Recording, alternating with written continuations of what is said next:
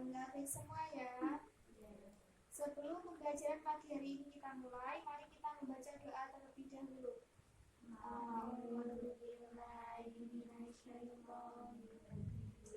Bismillahirrahmanirrahim.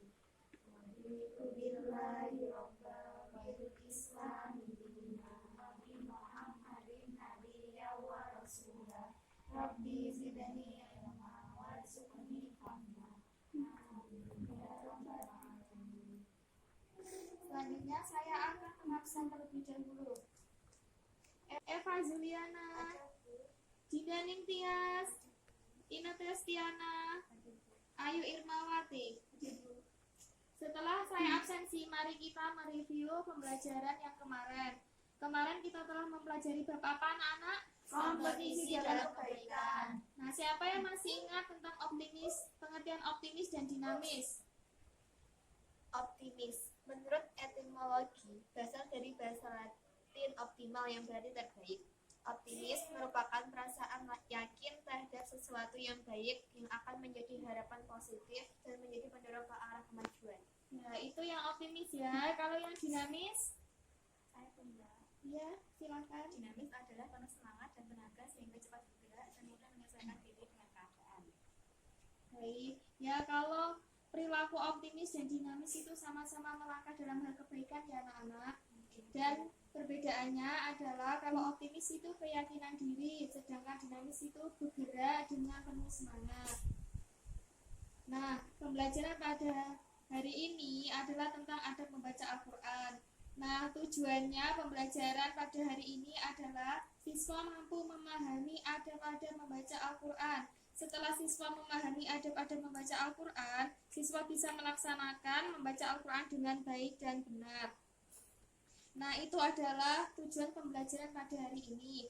Silakan anak-anak buka halaman 3 tentang bab-bab membaca Al-Quran.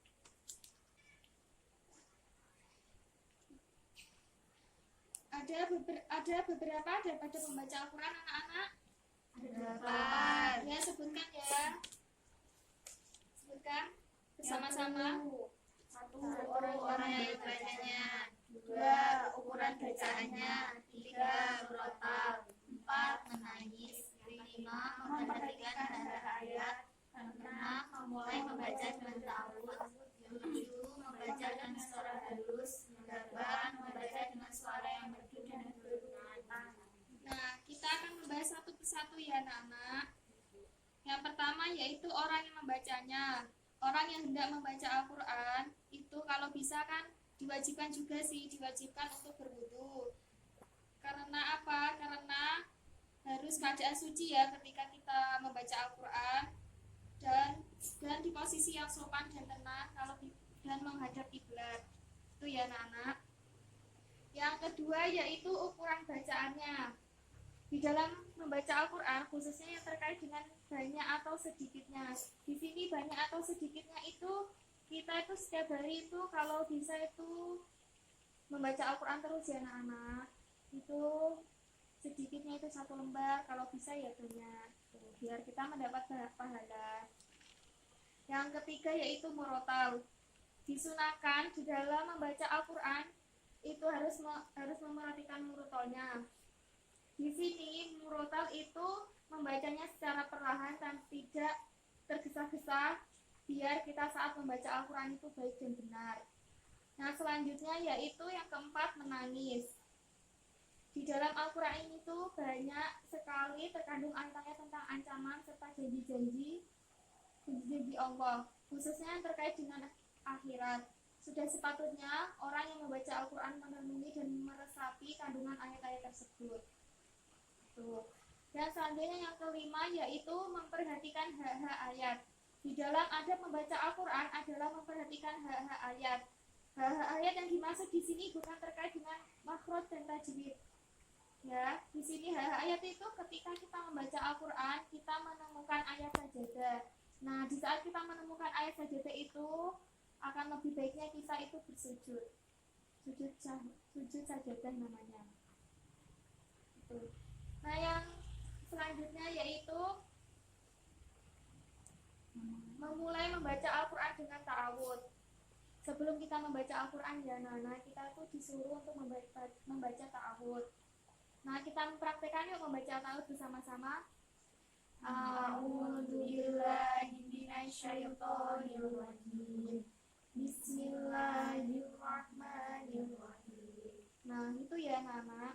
Dan selanjutnya yaitu membaca dengan suara lembut. Ketika kita membaca ayat-ayat Al-Quran, akan lebih baiknya kita itu menggunakan suara lembut dengan tidak keras atau nyaring. Sangat dianjurkan khususnya bagi orang yang mengkhawatirkan timbulnya sifat riya.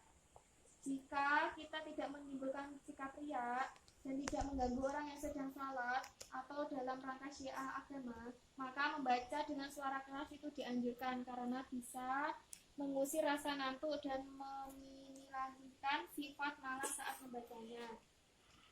Nah, yang terakhir yaitu membaca dengan suara merdu dan berurut-urutan. Ketika kita membaca dengan suara merdu dan berurut-urutan, otomatis kita itu membacanya tuh tenang dan tidak tergesa-gesa juga, dan kita membacanya itu benar dan jelas gitu. Nah, itu adalah ada pada membaca Al-Quran ya anak-anak. Nah, itu pembelajaran pada hari ini. Nah, sekarang Bu Guru akan memberikan kalian satu soal untuk kalian kerjakan secara individu ya. Nah, tugasnya itu adalah apa makna yang tersimpan di dalam membaca Al-Quran. Nah, silakan kalian kerjakan secara individu. Saya beri waktu ya.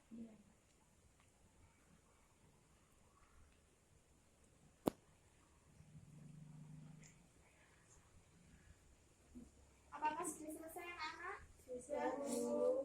Nah, kita akan membuat dua kelompok ya anak-anak. Nah, kelompoknya itu satu pasang.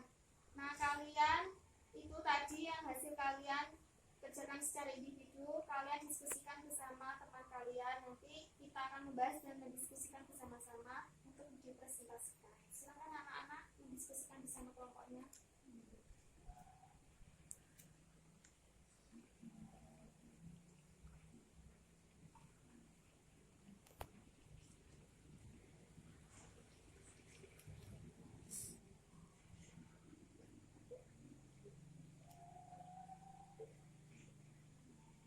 Sudah selesai? Sudah. Sekarang mempresentasikan ya untuk kelompok 1. Silakan maju.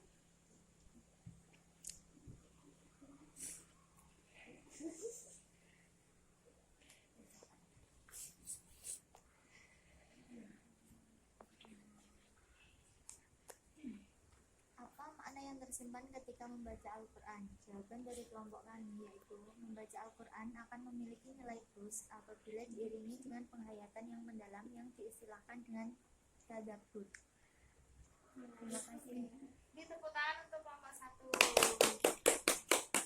Selanjutnya untuk kelompok 2 silakan.